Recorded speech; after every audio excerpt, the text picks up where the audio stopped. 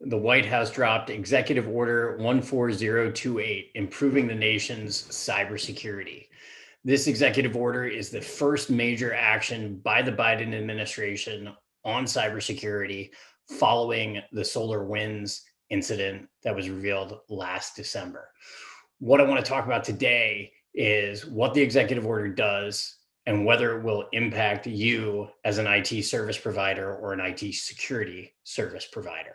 So with that, let's jump in.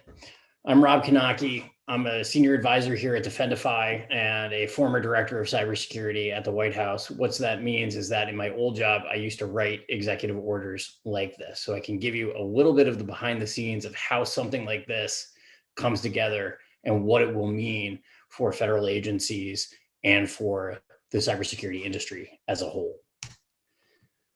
So it was released May 12th, 2021. This executive order is massive.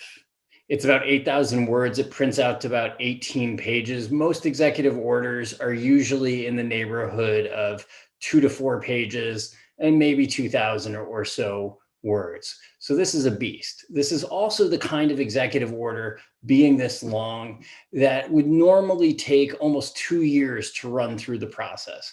So the fact that it came out in the first 6 months of the Biden administration alone is impressive. It came out with a very heavy hand in terms of forcing federal agencies to take action, and they clearly want to move very quickly. So they push to get this executive order out quickly. They're going to then push federal agencies to move quickly to implement that. And so we'll talk about the timelines attached to each piece of this. Basically, though it's called an executive order on improving the nation's cybersecurity, it's really focused on improving the security of federal civilian agencies, Treasury, Transportation, Veterans Affairs. Secondarily, it's focused on the Department of Defense, but really it's primarily about federal civilian agencies. It also looks to use the Federal Acquisition Authority, the ability to spend money to shape markets, right? The federal government is the largest IT purchaser in the world by a lot. And so a longstanding tool of government has been to use that acquisition authority to direct changes that they want to see in the broader market. And so we're going to see a lot of that in this executive order. All right, first things first, bottom line up front, will it impact you? Do you work at a federal agency on IT or IT security? If so, yes, it is absolutely going to impact you. It is directed at you. Are you an IT provider to the federal government? If so, it is definitely going to impact you. There are going to be changes to federal acquisition regulations and processes that are going to impact you if you service the federal government in any way. If you were an IT security provider to the federal government, there are going to be special requirements for you in terms of you having to report events that you detect, not only to the agency that you are contracted with, but also to the federal government at large, principally CISA, the Cybersecurity and Infrastructure Security Agency at the Department of Homeland Security. If you sell software to the federal government, it is absolutely going to impact you. You are going to get hit with a new set of requirements to secure your build processes and to ensure that your software does not have known vulnerabilities in it when you release it. If none of these things are true, it will not directly impact you. So you don't need to worry about any of the timelines that we'll talk about in this presentation. All right, so some basics. What's an executive order? Well, an executive order is a presidential action, right? It is the president directing federal agencies to do things. It is also secondarily a policy instrument, meaning that the president is saying it is the policy of the United States to go in this direction. That kind of language in the order is what's called precatory. It's sort of prayerful. It's we want these things to happen. The real meat of it is the president actually ordering federal agencies to do specific things. Some basics on that. The president really only has two authorities under the Constitution.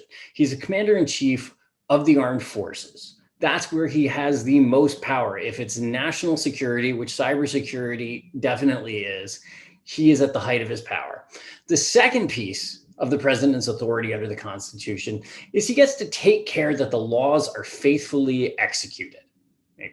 The idea here is that if a law has been passed telling federal agencies to do something, it's the president's responsibility to make sure that they are implementing it faithfully, to doing it correctly, following the intent of Congress as expressed in the law. Now, because we've had a lot of law over the years on cybersecurity and IT at the federal level, the president has an awful lot of existing authorities that he can use to make his will done. So that's what we're seeing with this order. Again, it's really directed at federal agencies. And then from federal agencies, they're using their authorities to make changes in the marketplace when they buy technologies. The last thing I'll say, because we get a lot of questions on this usually, is does this have the same weight as law? And can the president order something to do that might not, in fact, be legal? Well, the answer is because it's grounded in statute and in the president's constitutional authorities, it has the same weight as law, assuming that the legal analysis that was done is well grounded. In other words, assuming that a lawyer walking through this at the Office of Legal Counsel at the Justice Department can see that each piece of this executive order is tied to an authority that the president has or an agency has that he is directing to take an action. In that case, it is pretty well the same as law. All right, so what does the executive order do? Well, it's got 9 sections, but principally there are 4 things that it does. The first thing is it requires IT and IT security providers to share threat intel with CISA and to report incidents that they experience. The second thing it does is it sets requirements for federal agencies, a whole series of requirements to improve the security of federal agencies. It then sets security requirements for software vendors. I talked about this already, right? At the basic level, this is secure your development environment and make sure your software doesn't have any known vulnerabilities in it. And then finally, the last piece that I think is really significant is it establishes the idea of the Cyber Safety Review Board. This is a long-held idea that there should be something like the National Transportation Safety Board that reviews NTSB reviews aviation incidents and train crashes and major car crashes. Well, the Cyber Safety Review Board is that same idea for cybersecurity incidents. And we'll get into what that means and what's the limit of what the president was able to do under existing authority in a little while. Okay. So first piece, right? The goal of this section here is really to just make sure that the US government as a whole can see what individual agencies see and to require that IT and IT security providers are reporting incidents that those entities are experiencing to the federal government. So those are 2 requirements in the same section, section 2 of the executive order, right? The first one is kind of basic, right? And this is a long-standing problem. If you are a cybersecurity provider who has a contract with the Department of Treasury, and you pick up an event at the Department of Treasury, you are not, under your contract with the Department of Treasury, able to share a notice of that event with the Department of Homeland Security, with the Cybersecurity and Information Security Agency, CISA. And so DHS, as the main protector of federal agencies, actually doesn't have the ability right now to get that holistic picture and say, oh, look, this agency experienced an event and this agency experienced an event. So what this is doing in the first part is saying, we're going to have new contracting language. We're going to make changes to the federal acquisition regulations and the defense federal acquisition regulations so that when those events happen, those contracted parties, those companies like FireEye or CrowdStrike or whoever the Treasury Department or the Veterans Affairs Department contracts with, that they not only will tell Treasury and the VA, they'll also report that back to the Department of Homeland Security. So DHS will be able to fuse together a picture of what's happening across governments. It's a minor point, but it is a major obstacle to creating situational awareness. So that's the first piece that we're going to see here. The second piece is this requirement that if you are a contractor, an IT or an IT security provider to the federal government, you're going to have to report incidents that you experience to the federal government. So this would be the case that FireEye, which went public with the SolarWinds incident because they were obligated to do so under the law because they're a public company and it had a material impact. This would say, well, when you FireEye experience something like that, you have to go to the federal government and tell the federal government that you've experienced an incident. The same thing with SolarWinds. Depending on how these reporting requirements are met, it could be a lot of companies having to report a lot of low-level incidents, or it could be set much, much higher only when there's a major impact. But this is a big shift. This will mean that the federal government will know about incidents that otherwise might never have come to light. So this is going to be a fairly big deal. Both these changes will get played out in updates to contract language over the next year. All right, so requirements for federal agencies. The best way to think about this is that it's just saying, look, we want federal civilian agencies to at least have as good security as the Fortune 100, as the best major corporations are investing a lot in security.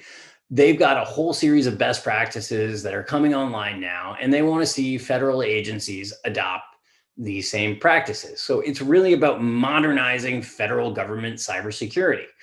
The big pushes here, there are three. One, moving to the cloud, getting off legacy data center environments, getting out of legacy applications and moving to cloud infrastructure and moving to cloud SaaS. That's a big push. The next push is this concept of zero trust, right? The federal government has long been criticized for having a very perimeter-focused approach to security. Here's the perimeter, everything inside it's safe, anything coming into it, we're going to inspect. That's been the modality of the federal government for a very long time. Well, zero trust is a model that Google and other leading IT companies have adopted. And it says, we don't really care where you are. We don't care whether you're sitting in an office or you're at a coffee shop. We're not going to trust your device, depending on its location, any more than any other device. And so we're going to rate all kinds of different factors for your security. We're going to lock your devices down, but we're not going to care whether or not you're behind one of our corporate firewalls or working from your home office, as many of us are doing today. So this is a big push to say federal agencies need to adopt the zero trust model. And then finally, this is a directive to say agencies need to get on board with multi-factor authentication. This again is a direct response to the SolarWinds campaign where FireEye discovered the incident because they had multi-factor in place and the adversary tried to get around their multi-factor authentication and their SOC team was alerted to that. So this is a recognition of something that people have known for a very long time. Multi-factor authentication is one of the strongest things you can do to defeat even advanced adversaries. And this is a push to get federal agencies to do it. There are a host of other requirements that are sprinkled throughout the end of the executive order that I think are less fundamental, kind of low-hanging fruit, but some important things. One is that CISA is charged with developing an incident response playbook, right? The CISA should have the ability to say, when these type of things happen, here's how the federal government will respond, and then we'll be able to rehearse those responses. Section 7 mandates endpoint detection and response for federal civilian agencies. So first, Section 3 says, hey, events need to get reported. Well, Section 7 says, if you haven't implemented an endpoint detection and response strategy at your agency, you need to do that now. In other words, in order for the federal government to have that holistic picture, we first got to have these data collectors on each of the endpoints at your agency. So Section 7 mandates that. Section 8 super basic logging requirements. You're going to log events on your networks and you're going to store them in a way that they can be reviewed during incident response. This is the kind of cybersecurity 101 that is in every best practice guide and that the federal government has not been practicing. So Section 8 mandates it. Finally, Section 9 essentially says, look, everything we're doing on the federal civilian side, it should also be done on national security systems, on classified systems. These are good practices. They should be evaluated, and they should also be done on national security systems. It's kind of a little bit inside baseball. Okay, software supply chain security. This is what's gotten a lot of attention. What this order does is it uses the power of the federal procurement purse in order to make widespread changes to the way software is developed. So if you don't sell your software to the federal government, this does not apply to you and this will not affect you. However, if you are a major software vendor, this is going to affect you because the federal government is a big part of the market you're going after. This has been calibrated, I would judge, in such a way so that no companies are going to say, well, if you're going to make us do this, we're going to exit the federal market. It's been calibrated in such a way that every company said, okay, we probably should be doing all these things anyway. We will start to do them now. We will recognize that all our competitors are under the same obligations so that if it introduces friction into the development process, if it slows down our builds, that's okay because it happens to everybody. And so this, while it is targeted at federal acquisitions, it's using that federal acquisition authority in order to force private companies to do something. It's going to have a massive, massive effect. A lot of the requirements, as I said, are things that you should be expected to do anyway. They're in every best practice guide that has ever been developed for enterprise cybersecurity, for software development. There are a couple pieces of it that are a little more advanced, a little new to the market, but they're things that have been out there for a while. So two of these are, one, the software bill of materials. And this is an idea that the Commerce Department has been pushing for a long time and some outside experts have been pushing for a long time. It basically says, look, when you develop a piece of software, you need to list out the open source components that you use to assemble that software so that at a later date, when a vulnerability is found in one of those open source components, it's known that it's there and you will go back and fix it. And your purchasers of your software will know that they have this vulnerability embedded in your software. The second piece here is an encouragement to develop the idea of essentially nutrition labels for IoT. So for the Internet of Things, the idea is that when you buy a new home camera, you should get the equivalent of that nutrition label on the back of a cereal box that will say, this meets the following requirements. It's been tested by these organizations. It has these kinds of application armoring enabled on it. And then you can feel more secure that you're buying a IoT product that you may be bringing into your home or bringing into your enterprise and knowing that it's secure. So again, these are ideas that have been out there for a long time. This executive order is putting a lot of weight behind them to move them forward. Okay, the last major piece here is the establishment of the Cyber Safety Review Board. So again, the Cyber Safety Review Board is the idea that when there's a plane crash, the National Transportation Safety Board investigates.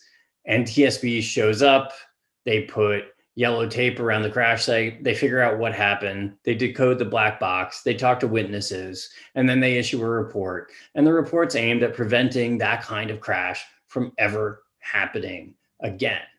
We don't have that in cybersecurity. Even 5 months after we found out about SolarWinds, details of how that incident occurred are still trickling out, and there are pieces of it that we may never know the truth of. because either A, they were never investigated, or B, they were investigated, but they were done so under legal privilege by lawyers, by companies that don't want those details released because they could be embarrassing to them. And so the idea with the Cyber Safety Review Board is that the government probably should come in and investigate significant incidents and then report out on what changes should be made to best practices, to regulations, or to specific organization cybersecurity practices. And so that's what Section 5 does. It establishes the Cyber Safety Review Board. Now, as I said at the top of this, everything in this executive order is bound by the president's existing authorities. And so this Cyber Safety Review Board is set up at the Department of Homeland Security as a public-private partnership under a section of the Homeland Security Act that allows for public-private voluntary collaboration. It will have private sector members. It will have a chair who is from the private sector and a chair who is from government. And it will not have the ability, at least initially, to force anybody to reveal anything they do not want to share. So nobody is going to show up at FireEye or SolarWinds, knock on their door, and start demanding documents and log files and taking witness statements. That's not going to happen. Everything that's going to happen here is going to be on a voluntary and cooperative basis. The first thing that the EO charges this body with doing is investigating SolarWinds, putting out recommendations in response to SolarWinds, reviewing the incident and coming together as a board and saying, here are the changes we think need to be made based on this incident. So it's not going to be a deep investigation by any means. It's on a fairly tight time frame, but it is absolutely a very good start to a very old idea that was first proposed in 1991 and is well overdue for implementation. The next thing that the EO does on this subject is it directs the board to, after it has completed its 90-day review of SolarWinds, of that event, is to, in 30 days, make recommendations on how to improve the processes.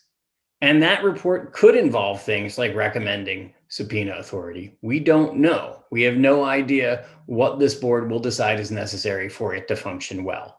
But this is going to be, I think, a significant new source of valuable data on cyber incidents.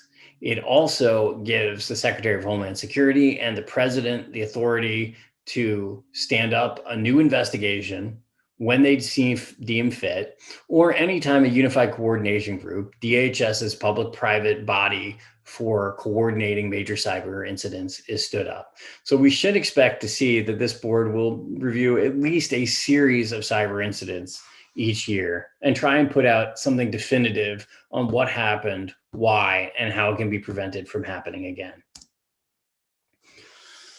All right, timelines. For the IT service provider requirements on event notification and incident reporting, remember two things, right? We saw an event at a federal agency. We're going to report it to CISA. And we experienced an event ourselves. We had an incident at our company, and we have to report that to the federal government.